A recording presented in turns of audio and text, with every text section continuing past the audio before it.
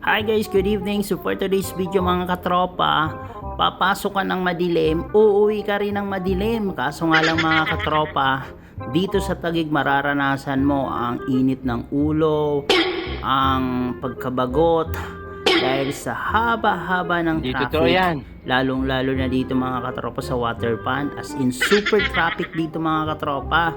Kaya kung gusto nyong matagal kayo makauwi sa iyong bahay, pwede kayong dumaan dito. O kaya kung mainitin yung ulo nyo, pwede kayong dumaan dito. Manggit-git kayo mga katropa dahil ang traffic dito. Grabe mga katropa. Sising-sisi ako nang dumaan ako dito. Talagang akala ko shortcut na daanan. Pero nagkamali ako.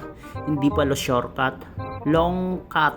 As in, mahabang oras ang bubunuin ko dito na imbis kaya ko lang kunin ng 25 minutes, dito aabutan ako ng 1 oras.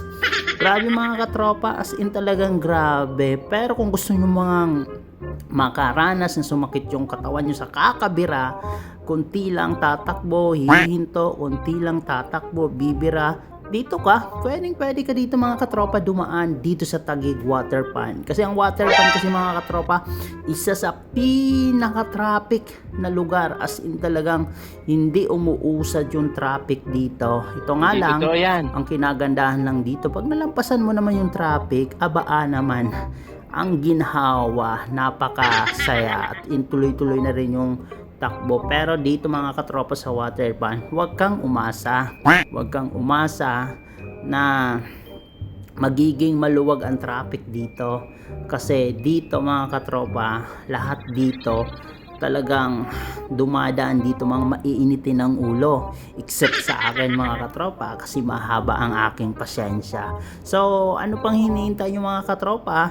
Kung naghahanap kayo ng napakatagal na biyahe, kung naghahanap kayo ng habang biyahe, o kaya naghahanap kayo ng away or gulo, dito kayo dumaan mga katropa sa Waterpan.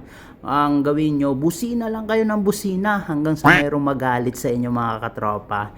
Pero sabi ko nga mga katropa, bilang isang motorista, kailangan pa rin tayo mag-ingat.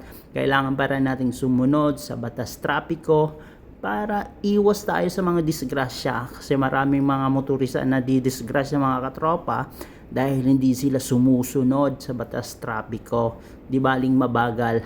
Ang importante, maingat tayo sa pagmamaneho natin, sumusunod tayo sa batas trapiko at ligtas tayo na makakauwi sa ating tahanan. So